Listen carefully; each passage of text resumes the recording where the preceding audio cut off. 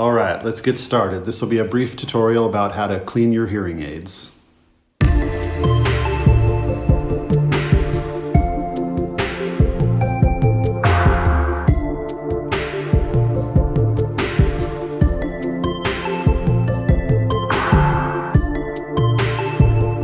there's two main kinds of hearing aids, in the ear and over the ear.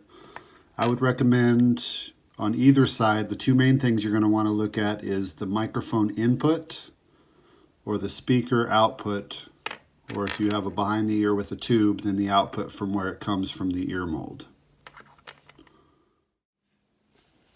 So there are a variety of different tools you may have. This one has a brush, a little pick on this side, and even a magnet on the other side. But you may also have a brush similar to this, which has a pick as well on this side. If you pull it apart, there's a little brush on the inside and a magnet over here.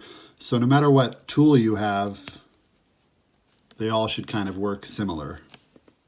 So when cleaning your hearing aids, I usually recommend cleaning them in the morning, as the wax that is built up on the hearing aids is harder when it's cooler, so it's easier to clean off in the morning. You would want to start by brushing off the microphones, make sure those holes where the sound is coming in, is cleaned off. And then the actual tip where the sound is coming out, you would want to maybe get a tissue and just wipe that down.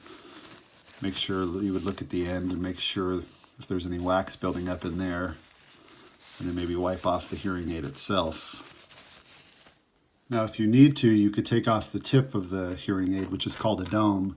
And there is a filter here. You may need to change the filter if it's plugged with wax, or if you don't have a filter and you do have a brush, you can always try just kind of gently brushing this off to see if you can flick out any wax or poke out any wax that might be building up.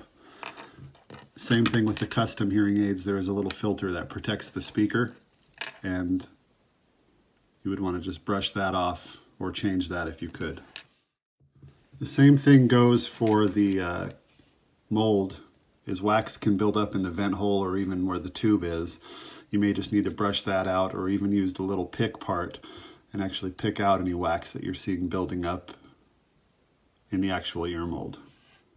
As far as filters go, there's different varieties for every type of hearing aid, but when you look at this custom hearing aid, you see a little filter on the end. If you do need to change it, these little filters have a new one already on one side of the stick and a place to take off the filter on the other side. So you just really line it up and push and pull. It takes out the old filter. See, it's on the stick now.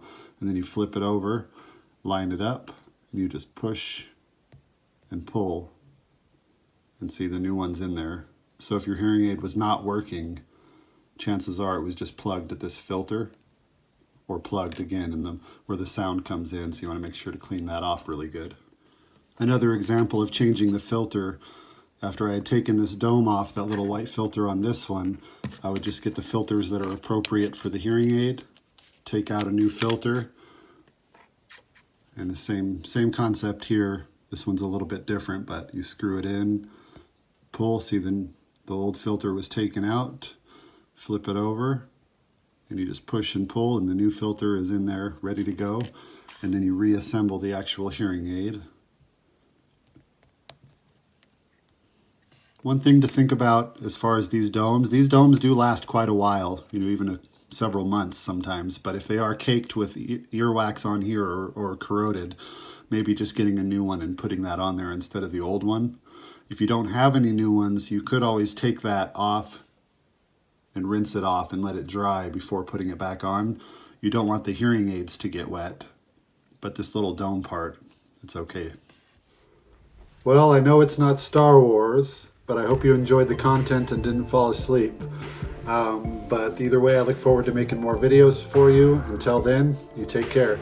Bye-bye.